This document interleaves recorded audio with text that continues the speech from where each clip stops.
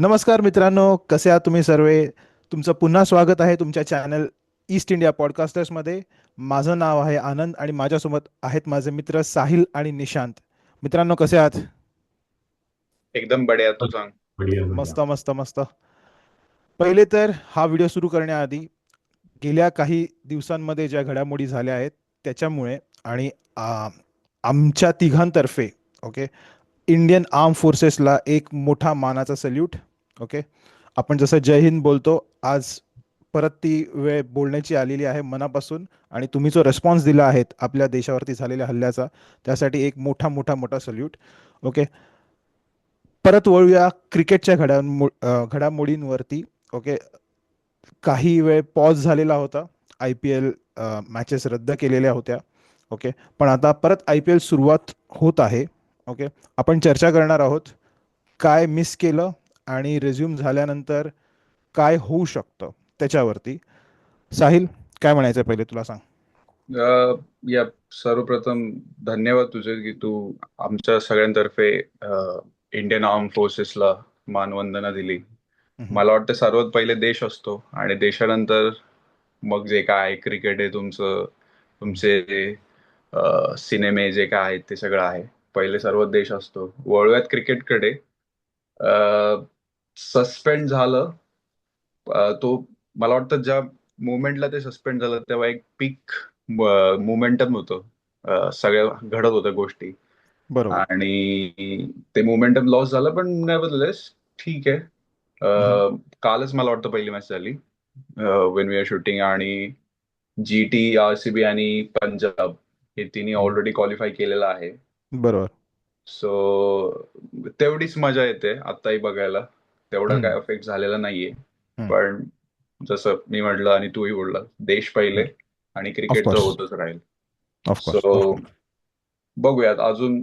क्वालिफायर्स कडे माझं सर्व जास्त लक्ष आहे. आता तीन तीन टीम्स तर क्वालिफाय झालेल्या आहेत. स्टील आता जर आपण पॉइंट्स टेबल कडे बघितलं तर एम आय, डीसी आणि एलएसजी, कारण बरोबर. एलएसजीच्या 3 मॅचेस राहिलेल्या आहेत हम्म. आणि एम बरोबर. आय डी सी एक मॅच आपापसात खेळणार आहेत आणि त्यांच्या प्रत्येकी 2 मॅचेस राहिलेल्या आहेत. सो इंटरेस्टिंग राहणार आहे. हम्म. एम आयचे चान्सेस त्यातल्या त्यात खूप जास्त वाटतात आहेत, considering the net run rate. हम्म. एल एल सी पण यू नेव्हर नो, चमत्कार करू शकते, पण त्यांना तिन्ही मॅच पुढच्या एल एस जिंकणं जी, येस, क्रुशियल एल आहे. एस जीला पूर्ण तिन्ही मॅचेस जिंकावे लागतील, ते येस, पण चांगल्या मार्जिनने, चांगल्या रन जेणेकरून रेटने. त्यांचा नेट रन रेट मुंबईपेक्षा बेटर झाला पाहिजे. आणि ऍब्सोल्युटली. मुंबई जर एकही मॅच जर जिंकली तर त्यांचे चान्सेस जास्त वाटत आहेत. आणि एस्पेशली त्यांनी जर डीसीला हरवलं तर I think DC is out of the game. Okay, yes. डीसीकडे बघता एका वेळेस ते टॉप ऑफ द टेबल आरामात क्रूज करत होते. आणि मग काय झालं, म्हणजे त्यांनी काय मध्ये झोप घ्यायचा विचार केला का? निशान वुड बी ते परफेक्ट. झालंच, पण झोप घ्यायचा विचार तर बऱ्याच जणांनी केला, हम्म. डीसी सोडून. हम्म. पण ज्या मध्ये मॅचेस पाहिल्या आपण, हम्म. रिझल्ट जिथे नाही आला, पाऊस हम्म. जिथे झाला, हम्म. तर त्या मॅचेसचा बराच इफेक्ट झालेला दिसतोय त्यांना ऍक्च्युली टीम्सवरती. फायदा झालाय. त्यांना फायदा झालाय, त्याच्यामुळे ते ऍक्च्युली आहेत गेम मध्ये. Course I guess 2 back to back matches त्यांच्या एक्झॅक्टली, जे हरणार ह्याच्यामध्ये. होत्या ते हरू शकल्या असत्या, ते त्यांना पावसामुळे फायदा आला. सो 2 पॉईंट तिकडे आय ऍड गेस झालेत. मुंबई सोबत होती मॅच, म्हणून तू एवढ्या फर्मली म्हणतोय की ऑफकोर्स. हरल्या असत्या त्या मॅचेस त्यांनी. मुंबई सोबत एक बट होती आणि if I am not wrong Punjab सोबत एक होती. ओके, पंजाबनी फर्स्ट बॅटिंग करून जबरदस्त स्कोर्स केलेला आणि त्यांना नंतर मग चेस करताना डिफिकल्ट झालं असतं. पण you know no, you know no, ते ते जर मॅचेस ते हरले असते, एखादी मॅच जरी हरले असते तर दे वर आउट. या. पण ठीक आहे, आता जे परत रिझ्यूम झालेलं आहे, हम्म. तर मोमेंटम जो ब्रेक झालेला वाटतो, पण ज्या 2 मॅचेस झाल्या त्याच्यातून तर तसं वाटत नाहीये. कारण जीटीने अजून चांगला परफॉर्मन्स देऊन 10 विकेट्स निकालची मॅच जिंकली. हम्म. परत जी पहिली मॅच झाली म्हणजे रिझ्यूम केल्यानंतर, आय गेस दिल्ली आणि पंजाबची झाली, नाही सॉरी, राजस्थान आणि पंजाबची राजस्थान झाली. आणि पंजाबची झाली. राजस्थान सो पंजाब. तर पंजाबने पण चांगलं स्कोर करून ती मॅच जिंकलेली अरे आणि भाऊ, ती क्वालिफाय. मॅच, ती मॅच त्यांनी 219 रन केले. पंजाबनी बॅटिंग चांगली केली, नो डाऊट. ओके, पण यशस्वी जयस्वाल आणि कोणता पोरगा वैभव सूर्यवंशी. सूर्यवंशी. ओके, हो. 4.5 ओव्हरमध्ये 70 रन झालेले, 70 असे काहीतरी हो. स्कोर होता. Yes, your ridiculous right. Score होता. Your right. ओके. आणि नंतर 8 ओव्हरमध्ये काहीतरी 100 पार केलेला. मला वाटतं अरे हे 15 ओव्हरमध्ये मॅच संपवत आहेत. आणि नंतर मग ते दोघं आउट झाले, मग संजू सॅमसन आउट झाला, मग लाईन लागली आणि 209 अवघे 10 रन हरलेत मॅच ते. इंटरेस्टिंग मी बघितलं राजस्थान बिंग होतं. राजस्थान दिस इयर, म्हणजे त्यांनी हम्म. काहीतरी ठरवलंय की आपण जवळ जाऊन हरायचं, क्लोज घेऊन जायचे असं आहे. तरी त्यासाठी एक 10 खूप रन मोठ्या मार्जिनने हरले म्हणू आपण, नाहीतर त्यांच्या आधीच्या 1-2 मॅचेस किती 1 एक रन दोन 2 एक एक दोन रन. सुपर ओव्हर पण झाली आहे, 1 रन झालाय, 2 रन झालेत असे आहेत. एक्झॅक्टली. म्हणजे जर थोडा एक क्लोज जास्त गेम. एफर्ट टाकला असता तर मे बी आज ते क्वालिफिकेशनच्या रेसमध्ये पण असले असते. बरोबर बरोबर. त्या जवळच्या पण पण matches. Looking at the future म्हणजे असं बोलतो, पण यु नेव्हर नो. पण तरी 2 तगडे प्लेअर आहेत त्यांच्याकडे पुढे. ओके. यंग असं प्लेअर. आहे, young players. So squad depth चांगली आहे त्यांची. सो आणि विथ एक्सपिरियन्स ते IPLच्या एक्सपिरियन्सनी Vaibhav will come back stronger. So पुढच्या वर्षी अजून मजा येईल बघायला त्याला. बरोबर. Yeah. हां, माझी लाडकी टीम. ओके. मुंबई इंडियन्स, त्याच्याबद्दल बोलायचं आहे मला. 2 मॅचेस बाकी आहेत, जिंकून क्वालिफाय करा प्ले ऑफ. मी तू इफ यू रिमेंबर, मी आधी पण बोललेलो, दिल्लीची वेळ येईल जेव्हा ते त्याचे त्याचे खरे रंग दाखवेल, आणि ती वेळ आता आलेली आहे. ओके. टुवर्ड्स द हां, जरी ते क्वालिफाय तरी प्ले ऑफमध्ये बाहेर गेले असते, असं आहे. नाही, हम्म, डीसी पण कालची मॅच जी झाली ती खूप हम्म, कमी मार्जिनने आलेली आहे. बरोबर. 6 रन वगैरे. हम्म, त्यामुळे काल त्यांना एक चांगला चान्स होता MI ला हे करायचं, सरपास करायचं. हम्म, पण त्यांना तेवढं करता नाही आलं ते. काय झालं मी नाही बरोबर. बघितलं एक्झॅक्टली मॅच, पण साई सुदर्शन आय गेस त्याने त्याने एकदा 100 रन्स केले काल. आणि hmm, the way he batted yesterday, मी थोडंसं हायलाइट्स बघितले. Amazing batter. Amazing amazing. 19 ओव्हरमध्येच त्यांनी मॅच संपवली. 19 ओव्हर मध्ये त्यांनी 6 मारून मॅच संपवलेली दिसते मला हम्म, वाटतं. कारण 205 झालेले. हम्म. ओके. सो अमेझिंग काल. तर आणि अजून 100 अनफॉर्च्युनेटली केले बघता काल. नाही. काय काय म्हणलास? म्हणतो? राहुलने पण 100 स्कोर केली ना का कुठल्या मॅचमध्ये? राहुलनी गेले मी नाही माहिती. मला साई सुदर्शननी केलेलं माहिती आहे. कारण मी मॅच बघितलेली नाही ऍक्च्युली. ओके. मला अजून एक विचारायचं आहे की जेव्हापासून मॅचेस रिझ्यूम झाले आहेत, ओके, बरेचसे फॉरेन प्लेयर्स अनअवेलेबल आहेत, त्याच्यामुळे स्क्वॉडची जी प्लेइंग 11 कॉम्बिनेशन आहे ते काइंड ऑफ बदललं आहे. त्यांनी काय फरक पडेल येणाऱ्या मॅचेसमध्ये? फरक पडताना दिसलाच आपल्याला, कारण दिल्लीमध्ये मिशेल स्टार्क मिसिंग आहे हम्म, आता. तर बरोबर तो खूप इंटिग्रल पार्ट होता दिल्लीचा बॉलिंग लाईनअपचा. बरोबर तर बरोबर प्रत्येक मॅचमध्ये खेळला तो आणि बराच चांगला परफॉर्मन्स त्यांनी दिला होता. बरोबर. तर नक्कीच तो इम्पॅक्ट त्यांना जाणवणं सुरू झालंय. जर ते हम्म, क्वालिफाय झाले चुकून माकून, तर हम्म. प्ले ऑफ्समध्ये तर त्याची कमी जाणवणारच त्यांना. बरं. मी जे टीम क्वालिफाय झाले जसं की RCB आहे, त्याच्यानंतर आपली RCB आहे, GT आहे. ओके. ह्या टीम्स बद्दल काय बोलाल, म्हणजे ते क्वालिफाय झाले आहेत, त्यांच्यामध्ये जे फॉरेन प्लेयर्स होते, परफॉर्मिंग फॉरेन प्लेयर्स, आणि पंजाब. ओके. पण पंजाबमध्ये मला वाटत नाही, पंजाबची स्टार्टिंग पासून बघाल ना तर ते लोकल टॅलेंटवरती असं रिलाय करत होते. मार्को यान्सन वगैरे नंतर यायचे. पण तरीही मला वाटतं मार्को यान्सन अजूनही खेळतोय, तो he has not travelled back. So त्याच्यामुळे त्यांच्यामध्ये असं फरक झालेला नाही, सो कदाचित त्याचा त्यांना फायदा होईल. ओके. पण RCB, ओके, तो जॉश. Squad, exactly. सो त्याच्यामुळे त्यांना एक मोठा फटका पडणार आहे. ओके. आणि GT पण इतकं नाही, पण तरी तुमचं काय अनालिसिस आहे? आता RCBचं जर म्हणायचं झालं तर पहिली मॅच त्यांची रिझ्यूम केल्यानंतर जी होती, RCB KKR होती आय गेस. वॉशआउट झाली तर ती. वॉशआउट झाली. ती जर मॅच त्यांना मिळाली असती तर एक अंदाज आला असता स्लाइटली अंदाज की आला. फॉर्ममध्ये बरोबर. आहेत, काय आहे आणि कशा प्रकारे त्यांना पुढे जायला पाहिजे. हम्म. पण करेक्ट. फरक तर पडणार आहे. कारण RCB आणि दुसरी टीम कुठली घेतली तू? GT. RCB आहे, GT आणि पंजाब आहे. GT. तर यांचं फॉरेन प्लेयर्सवरती निर्भर होतं थोडंफार. हम्म, आता यांचा ओपनिंग स्टँडच कमालीचा झाला काल. पण हम्म, खाली त्यांना फॉरेन प्लेयर्सची गरज आहे, जसं जॉस बटलर. बरोबर तर त्याचा थोडाफार का होईना इफेक्ट पडणारच. बरोबर. कारण जसं पंजाब इंडियन बॅटिंग लाईनअपवरती डिपेंड आहे, पण हम्म, बाकीचे 1-2 का होईना, पण फॉरेन प्लेयर्सवर डिपेंड आहेत. बरोबर. मुंबईमध्ये मला वाटतं विल जॅक्स परत जाईल. ओके. आय थिंक रादर तो गेला आहे. सो तो अनअवेलेबल असेल आणि तो प्रत्येक मॅच खेळला आहे. अदर दॅन दॅट जास्त रायन रिकल्टन साऊथ आफ्रिकेचं आहे. त्यांची WTC फायनल आहे, पण आय थिंक त्यांच्या साऊथ आफ्रिकन स्क्वॉडने ट्रॅव्हल केलेलं नाही आहे परत इतक्यात. सो मार्को यान्सन वगैरे अजूनही आहेत इंडियामध्ये. सो तो जोपर्यंत अवेलेबल असेल आय थिंक.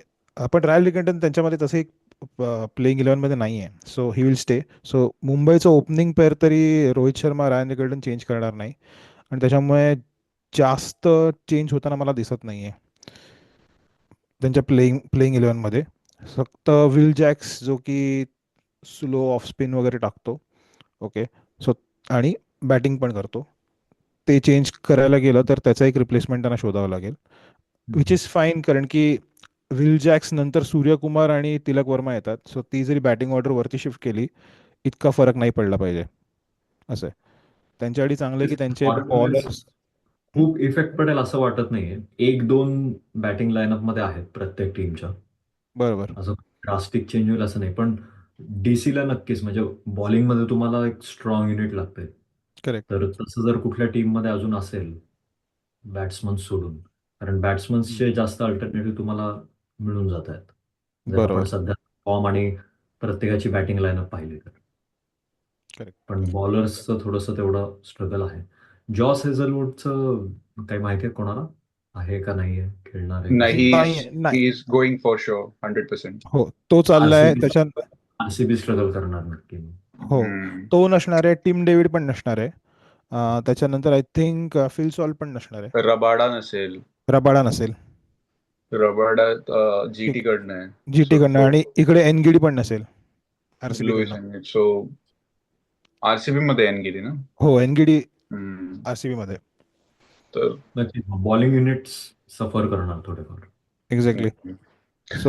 सो जो परफॉर्मन्स त्यांचा आतापर्यंत होत आलाय, कदाचित स्क्वॉड चेंजेस झाल्यामुळे प्लेऑफ्समध्ये काही होऊ शकतं. So it will be interesting to watch. Mumbai सोडून आज मला वाटतं बऱ्यापैकी बाकीच्या टीम्स बऱ्यापैकी नुकसान झालेलं आहे बॉलिंग लाईनअपचा जर विचार केला तर. पण हा गोल्डन चान्स आहे इंडियन बॉलर्ससाठी. तिथे शाईन प्रूव्ह करू करण्यासाठी. शकतात. Correct. Exactly. For example GT कडनं प्रसिद्ध कृष्णा असेल, सिराज असेल, किंवा आरसीबी मध्ये कृणाल पांड्या क्रुशल त्यांच्यासाठी हे होतोय, सिद्ध होतोय. त्याच्यानंतर तुमचं पंजाब मध्ये अर्शदीप आहे. तुझा हा आहे आणखी what is his name, Chahal आहे. हे तर आहेत, हे नोन नेम्स आहेत, पण अननोन नेम्स पण आहेत काय काय. मे बी ते पण शाईन करतील. Got it, got it. पण तरी ऑफ द 3 टीम्स चान्सेस तुम्हाला कोणाचे जास्त वाटतात? म्हणजे DCI, MI आणि LSG ह्याच्या पलीकडे मला वाटत नाही कोणती टीम एलिजिबल आहे. मला MIचा चान्स वाटतोय, कारण त्यांना जर्नी जर तिघांची पाहिली आपण तर शॉर्टेस्ट जर्नी MIला करायची आहे. तर I think so MI fourth ठीक आहे. येईल. ठीक आहे. ठीक आहे. कदाचित ते 4 टीमच राहतील. बरोबर, पण ठीक आहे. त्यांना मग प्लेऑफ्सवरती आपण 2 मॅचेस खेळायला लागतील. Yes, yes. पण प्लेऑफवरती आपण एक वेगळा व्हिडिओ बनवू एकदा डिसाईड झालं आणि प्लेऑफ सुरू व्हायच्या आधी. ठीक आहे. अजून कोणाला काही ऍड करायचं आहे या सेक्शनमध्ये? नाही. IPLचा आय गेस केलंय आपण बऱ्यापैकी कव्हर. बरोबर, बरोबर. आता आता आता मेन मुद्द्याला जाऊ. मेन मुद्द्यावर जाऊ. ठीक आहे. आपले आपले चाहते, आपले लाडके आणि आपले प्रिय प्लेयर्स. ओके. विराट कोहली आणि रोहित शर्मा दोघांनी टेस्टमधनं रिटायरमेंट अनाऊन्स केली आहे. बोलताना वियर्ड वाटतंय. ओके. काय काय काय फिलिंग आहे? ओके. कारण की Feeling आता आता आता मी मी आता ह्या लॉर्ड्सच्या तिकीटचं मी काय करू? मी कुणाला एक्झॅक्टली मी बघायला तेच जाऊ? म्हणणार होतो. जवळजवळ 10,000 रुपयाचं तिकीट काढलेलं आहे. पैसे सोड, पण अरे तू किती पैसे भर, पण प्लेयर्स जर म्हणजे आपले लेजेंडरी प्लेयर्सला आपण बघायला जातो. ओके. त्यांना परफॉर्म करताना बघायची इच्छा असते. हो. पण आता म्हणजे पोरांना बघावं लागेल, चिल्ल्या पिल्ल्यांना. असं आहे. इट्स फाईन म्हणजे इट्स फाईन. हा, एनी टाइम आपण टीम इंडियाला सपोर्ट करतो, टीम पण इंडियाला सपोर्ट करतो, पण हा, मजा आली असती यावेळेस. मी आनंद तुला म्हणलं पण होतं फोनवर की यावेळेस बॅटिंग, कारण मागच्या वेळेस आपण मॅच बघायला गेलो तेव्हा बॉलिंग बघायला फर्स्ट डेला भेटलं. आपल्याला बॉलिंग बघायला मिळाली इंडियाची. यावेळेस बॅटिंग बघायला भेटेल. रोहित शर्मा, विराट कोहलीला बॅटिंग करताना बघायला भेटेल टेस्ट मॅच मध्ये. But it's okay. Next year ओडीआयच्या मॅचेस होणार आहेत इंग्लंडमध्ये पुन्हा. होपफुली So, हे होणार बघायला. आहेत, इट इज कन्फर्म. नाही नाही, ते आणि होतील, पण होपफुली ते आपल्याला असतील बघायला असतील मिळेल. असतील असतील असतील यावेळेस तरी. एक एक दीड 2 वर्ष तरी आहेत आणखी. बरोबर. सो होपफुली त्यामध्ये आपण 2 मॅचेस तरी बघायला जाऊ. म्हणजे मनसोक्त बघून घेऊ त्यांना. बरोबर. बरोबर. नाही, नक्कीच. सो म्हणजे त्यांनी एक फेअरवेल मॅच म्हणून तर खेळायलाच पाहिजे. आता वन डे राहिली तर वन डेच, कारण फॅन्स हे डिझर्व करतात सगळं. त्यांना बरोबर. बघणं, कारण जी एक्साइटमेंट सगळी असते. तर जसं आय गेस बऱ्याच जणांनी मेन्शन केलं असेल, बऱ्याच एक्सपर्ट्सनी, की MS धोनी पासून हे सगळं सुरू झालं, की कुठलाच मोठा प्लेअर फेअरवेल मॅच वगैरे घेत नाहीये आणि बरोबर. रिटायरमेंट घोषित करून देत आहेत. पण याच्या मागे ना मी किती खरं आहे किती खोटं आहे माहित नाही. बरंच मीडियामध्ये, सोशल मीडियामध्ये या गोष्टी खूप चाललेल्या आहेत की प्रेशर आणलं गेलंय. कारण जी टाइमलाईन बघितली दोघांची एकाच वेळेला रिटायरमेंट घेतलेली आहे. कोहलीची फिटनेस बघता, रोहित शर्मासाठी okay it was good decision, कारण तो तितक्या शेपमध्ये दिसतच नव्हता. पण कोहलीची फिटनेसचा विचार करता आणि त्याचं टेस्ट मधलं योगदान आणि त्याचं ॲग्रेशन आणि त्याचा प्रेझेन्स जो असतो तो एक वेगळ्या लेवलचा असतो. मला वाटतं थांबू शकला असता. पण किती खरं किती खोटं माहित नाही की प्रेशराईज केलेलं गेलेलं आहे. थोडंफार तो मला नाही वाटत. निर्णय मला नाही भाग वाटत. पाडायला गेलेला आहे. नाही, मला नाही वाटत. मला वाटतं हा प्रेशराईज त्याचा डिसिजन होता. हा प्रेश कम्प्लिटली त्याचा डिसिजन होता की ही हॅड, म्हणजे त्यांनी डिसाईड केलं मी स्टेप रोहित आउट टाइम. बद्दल नाही म्हणत आहे. मी नाही, मी विराट बद्दल हम्म, म्हणतोय. ओके, हम्म, रोहितचं आय कॅन अंडरस्टँड. ओके, तर आणि इट इज गुड की तो कम्प्लिटली फक्त एका फॉर्मॅटवरती फोकस करेल. हम्म. That will be better for him also. पण विराटचं जर तुम्हाला वाटत असेल की त्याला टेस्टमध्ये प्रेशराईज केलं गेलं आहे, I don't think so. I don't think so. पण मला ऑन द अदर हँड असं वाटतंय की त्यांनी त्याचा बेस्ट जो फॉर्म आहे तो टीम इंडियासाठी दिला आहे. आणि कसं असतं की एका सिनियर प्लेअरसाठी हे पण गरजेचं असतं की त्यांनी 10-15 वर्ष जे खेळले आहेत टीम इंडियासाठी आणि जो एक्सपिरियन्स गेन केला आहे तो पुढे येणाऱ्या जनरेशनसाठी पास ऑन करावा. सो मला वाटतं त्यांनी तो टाईम पण सफिशियंटली ड्रेसिंग रूममध्ये स्पेंड करून जे येणारे टॅलेंट्स आहेत त्यांना ग्रूम करून पुढच्या जनरेशनला पण प्रिपेअर केलेला आहे. सो तो पण त्यांनी एक चांगला टाइम स्पेंड केला आहे दोघांनी, रोहित आणि विराटनी. आणि राईट टाईमला त्यांनी डिसिजन घेतला, आकडे न बघता. कारण की आय थिंक 10,000 रनसाठी फक्त काही 100-1 रन शॉर्ट होता. सो ते फॉलो न करता त्याच्या माइंडला आय थिंक सारखे प्रश्न येत असतील त्याला काही महिने काही वर्षांपासून. ओके, हम्म. तर त्यांनी आय थिंक राईट टाईमला विदाऊट एनी स्ट्रेस त्याला वाटलं स्टेप डाऊन करावं, तेव्हा त्यांनी स्टेप डाऊन केलं आहे. ती- मॅनेजमेंटकडनं वगैरे काही प्रेशर नसेल, कारण की मॅनेजमेंटकडनं प्रेशर आलं. त्याचे रिसेंट फॉर्म जर बघायला गेला, he has scored decent runs. एकदम जबरदस्त रन नाही, पण डिसेंट असे. सो आय थिंक माझं आय हॅव म्हणण्याचा आय हॅव एकच आय हॅव पॉइंट या की आय हॅव ॲक्सेप्टेड की त्यांनी रिटायरमेंट घेतली आहे. आणि yes, if he is happy, I am happy, असं आहे. तेच तो 36 वय आहे त्याचं आता सध्याला. आणि हम्म. कन्सिडरिंग मी त्याची थोडंसं फिटनेस थोडस म्हणजे काय म्हणलास. साहिलनी जे मेन्शन केलं हम्म, त्याच्याशी थोडंसं आहे मी सहमत. हम्म, कारण हम्म, रोहितचं तर ठीक आहे, तिघं आपण ॲग्री करतोय रोहितची येस. रिटायरमेंट. हम्म. पण विराटची रिटायरमेंटवर मला पण थोडेसे क्वेश्चन्स आहेत. हम्म. In terms of fitness, form काही डाऊट नाहीये. हम्म. आणि ॲज अ फॅन म्हणून असं पण वाटतंय की ॲटलिस्ट इंग्लंड टूर नंतर त्यांनी रिटायरमेंट घ्यायला पाहिजे होती. आणि राहतो हम्म, मुद्दा प्रेशर किंवा त्याचा, तर थोडेसे ग्लिम्सेस मला जेव्हा तो स्टेप डाऊन झाला होता कॅप्टन्सीवरून हम्म. हम्म. टेस्टच्या, तर तशा वाईब्स थोड्याशा आल्या. त्या किती खऱ्या असतील किती नाही ते माहीत नाही. हम्म. पण हम्म. थोडंसं क्वेश्चनेबल आहे त्याची रिटायरमेंट. त्याचा एक इंटरव्ह्यू पण खूप व्हायरल होतोय. ही आता त्याचे जे रन्स बघितले टेस्ट मधले 9,240 रन्स आहेत. हम्म. आणि त्याचा एक इंटरव्ह्यू पण खूप व्हायरल होता. त्याच्यामध्ये तो म्हणला होता मला 10,000 रन करायचे टेस्ट मध्ये. मग बरोबर. जर त्यासाठी जर तो असं जर विचार केला आपण, हम्म, ठीक आहे, आपण बोलू शकतो, एक आर्ग्युमेंट अशी असू शकते की तो रेकॉर्डसाठी नाही खेळत वगैरे, पण त्याने ती इच्छा व्यक्त करून दाखवलेली आहे. हम्म. तर मग आणि मी परत तो मुद्दा, परत 36 वय, full and fit and fine. तेंडुलकरने 40व्या वर्षी घेतलं रिटायरमेंट, 40-39 जे काय हम्म. होतं तो. आणि विराट कोहली तर त्यापेक्षा मला वाटतं 5 to 7 टाइम्स फिट असेल. हम्म. आणि 36 वय, 4 वर्ष यंगर. सो त्याच्यामध्ये एक पॉइंट असा आहे, ओके, थोडं थोडं क्वेश्चन्स आहेत. तुमच्यासाठी सहमती दाखवायला. मला असं वाटतं हम्म, जेव्हा आपण रिटायरमेंट घेतो ना, एका हम्म, सिरीज नंतर कधी पण रिटायरमेंट घेतलेली आत्तापर्यंत मी बघितली आहे चांगल्या प्लेयर्सना. हम्म. IPLच्या मध्ये त्यांनी टेस्टची रिटायरमेंट घेतली, हे थोडं विअर्ड होतं. एक हम्म. हा झाला. आणि रिझन त्यानंतर त्याचं हे होतं की स्क्वॉड अनाऊन्स होणार आहे.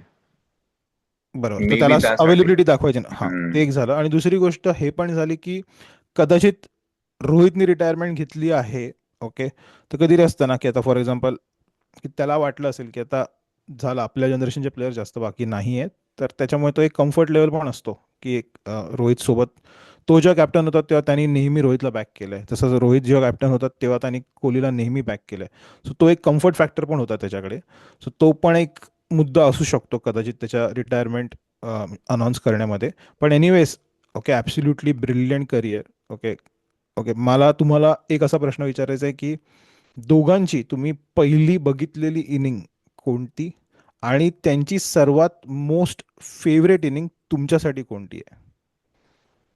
मला वाटतं सहमत असेल बऱ्यापैकी तुम्ही दोघे, पण तुमची नाही, पण ती फेवरेट असेल. पहिले फक्त त्यांची पहिली इनिंग सांगा, दोघांनी पहिली पहिली इनिंग इनिंग बघितलेली. मला जी आवडलेली ती, आय गेस, नाही, आवडलेली नाही, दो तुम्ही बघितलेली, म्हणजे त्यांनी त्याच्यात झिरो जरी बघितलेली बनवले असतील तरी किंवा चालतील, किंवा काय. विराट कोहली टेस्ट असं, म्हणजे फक्त हा, का विराट तिन्ही कोहली. फॉर्मॅट? कोणती तुम्ही त्याला पहिल्यांदा टीव्हीवरती कधी बघितलं किंवा मी प्रत्यक्षात सांगतो का, 2011 वर्ल्ड कप हम्म. पहिलं मध्ये बघितलं त्याला. नाही नाही, मी सांगतो काय, तेव्हा असं बरेचसे प्लेयर्स येतात जातात मध्ये आधी, हम्म. आणि मग तू असे म्हणजे नोटिसेबल मी म्हणेल ना इनिंग, की बाबा हा, दिस इज विराट कोहली. ती दोन हम्म. हजार अकराच्या वर्ल्ड कप मध्ये जो काय त्यांनी परफॉर्मन्स केला, हम्म. की समजत होतो हा एक वेगळा टॅलेंट आहे. हम्म. आणि मला वाटतं 183 त्यांनी जे केले होते ना, आय डोंट रिमेंबर कोणती टीम होती यार ती त्यांच्या श्रीलंका. विरोधात. श्रीलंका होती भाई. श्रीलंकेच्या विरोधात ती पण मी मॅच ती क्लोजली फॉलो केली होती. सो हम्म. पण रिसेंट मध्ये जर बघशील तर लाईफ टाईम इनिंग माझी त्याची जी फेवरेट आहे हम्म. ती म्हणजे 82 runs, Melbourne cricket ground against Pakistan. All time favourite inning. Okay. त्याच्या समोर सगळ्या फिक आहेत माझ्यासाठी. ओके. ओके. नक्कीच. माझ्यासाठी फर्स्ट मेमरी रोहित शर्माची ही होती. 2007 T20 वर्ल्ड कप. यंग हम्म. टीम गेलेली होती पूर्ण. आणि आय गेस साऊथ आफ्रिकेसोबत मॅच होती. म्हणजे तो रनआउट जो आहे त्याचा फेमस, हम्म. जो त्यांनी कव्हर्सवरून येऊन डाईव्ह मारून थ्रो केलेला आहे. हम्म. त्या मुवमेंटला तो मला रजिस्टर झाला होता ओके. की हा कोण आहे म्हणून नवीन. ओके. ओके. ही फर्स्ट मेमरी आहे माझ्यासाठी रोहित शर्माची. आय गेस त्या मॅचमध्ये त्यांनी 50 स्कोर पण केले होते. कारण आपली correct, correct, top correct, order correct. Collapse बरं झाली होती. बोलतोयस, बरं बोलतोयस, बरं तर बोलतोय. That is the first memory of Rohit Sharma. आणि विराट कोहलीची फर्स्ट मेमरी म्हणायची झाली तर 2011 वर्ल्ड कप. आणि ओके. गेस ती मॅच मला एक्झॅक्ट आठवत नाही की 11 नंतर होती का आधी होती. पण ऑस्ट्रेलियामध्ये होतो आपण आणि हम्म. आपल्याला 36 का 37 ओव्हर्समध्ये काहीतरी चेस करायचे होते, 300 काहीतरी आसपास. हम्म. तर it was Virat in Pune, Kohli, पुण्यामध्ये झाली ती मॅच. नाही नाही, ऑस्ट्रेलियामध्ये होती ही मॅच. Okay okay okay. ऑस्ट्रेलियामध्ये होती. पुण्याची म्हणतोय तू, ती वेगळी, ती ती केदार इंग्लंड नव्हाट, विरुद्ध होते, सॉरी. ती इंग्लंड. पण ही मॅच खूप कमी बॉल्समध्ये आपल्याला जास्त रन्स करायचे होते क्वालिफाय होण्यासाठी, फायनलसाठी. आणि ते कोहलीने 37 ओव्हर्समध्ये जे टार्गेट होतं ते 303 का 4 चेस केलं होतं. ती इनिंग्स म्हणजे फेमस फॉर मलिंगाला त्यांनी मारले होते. 4-4-2-6-6-4 असं काहीतरी त्या करेक्ट, ओव्हरमध्ये. Correct, correct, correct, correct. तर ह्या 2 मेमरीज माझ्या आहेत. ओके, तुझी रोहित शर्मा कोणती रे फेवरेट, साहिल? रोहित शर्माची अशी फेवरेट सांगता नाही येणार मला. हम्म. पण नक्कीच ऑस्ट्रेलिया विरुद्धात त्यांनी जे पहिल्यांदा डबल 100 मारली होती ना, हम्म. That will be my favourite. 209 की 207 समथिंग रन पहिल्यांदा जेव्हा मारली होती त्याने. 209 होते वाटतं, 209 का 219 209. होते. 209 होते बरोबर. 19 ह्याचे आहेत सेवागचे आहेत. सेवागचे. तर सेवागचे आहेत, बरोबर 209 मारले होते, ती माझ्यासाठी फेवरेट होती. बरोबर. जे तेव्हा खूप लहान होतो मी. हम्म. हम्म. तर ती ती माझ्यासाठी फेवरेट राहील. ठीक आहे.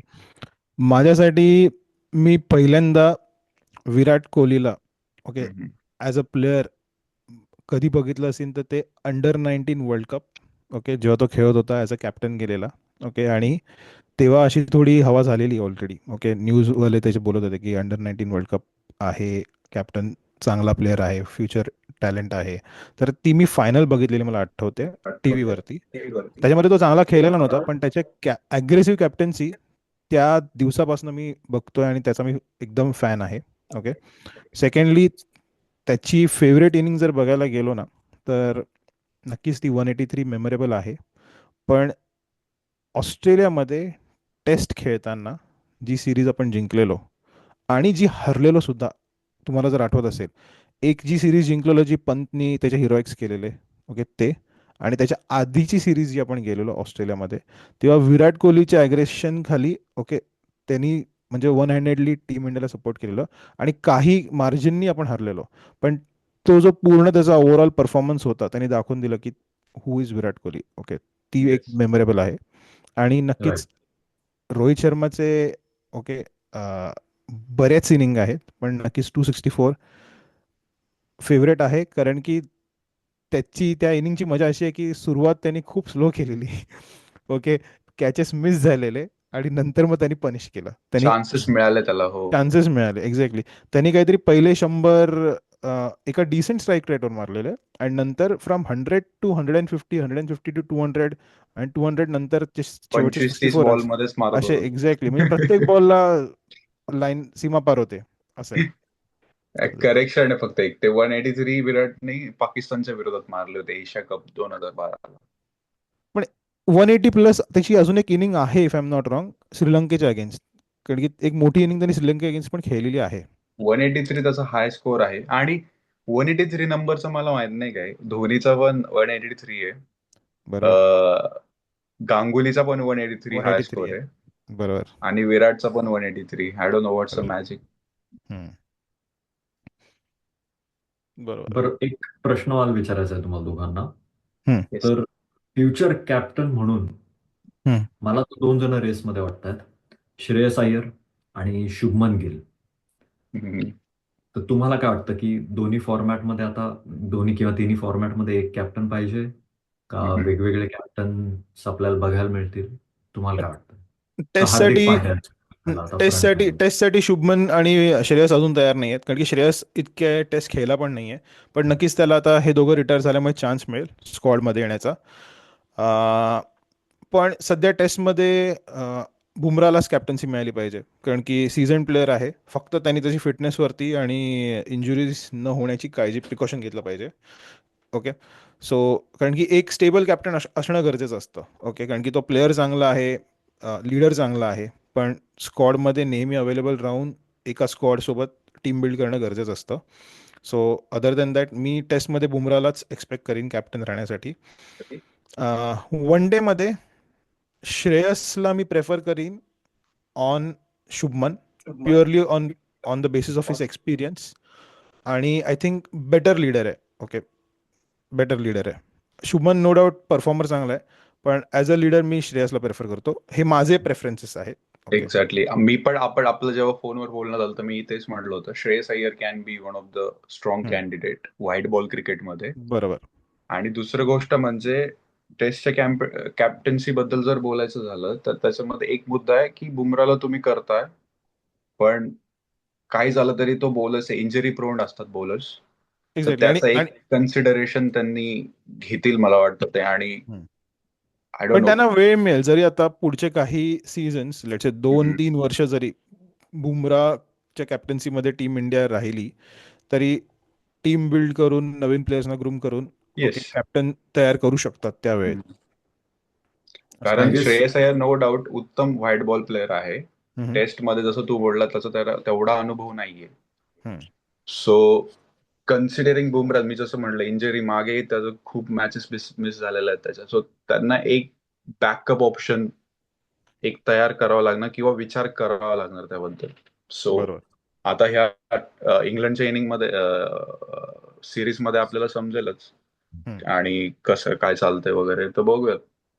हम्म. इंटरेस्टिंग राहील. माझं ओपिनियन असं आहे की 3 फॉर्मॅटमध्ये आपल्याला 3 कॅप्टन बघायला मिळतील. फर्स्टमध्ये राहुल होईल captain, considering all the factors तुम्ही मेन्शन केलेत, ते फॅक्टर मी रिपीट नाही करणार. आणि वन डेमध्ये Shreyas Iyer, considering the future. आणि T20 मध्ये हार्दिक पांड्या किंवा सूर्यकुमार यादव जे चालू आहेत ते राहतील. Okay. Make sense. Okay. Good good good. चालेल. आपण खूप मुद्द्यांवर बोललो आहे. ओके. येस. आणि मला आमच्या ऑडियन्सना थँक्यू बोलायचं आहे. आमच्यासोबत असाच सपोर्ट तुमचा कायम ठेवा. ओके. आम्ही असेच छान छान व्हिडिओ घेत येत राहू तुमच्यापर्यंत. ओके. साहिल आणि निशांत नेहमीच माझ्यासोबत असतात. ओके. पुढचा व्हिडिओ IPL प्लेऑफच्या बद्दल असेल. So stay tuned. लवकरच भेटू पुढच्या व्हिडिओमध्ये. लाईक करा, सबस्क्राईब करा आणि तुमचे विचार आमच्यापर्यंत कॉमेंट्सद्वारा पोचवत राहा. ओके. जय हिंद. जय हिंद. जय हिंद.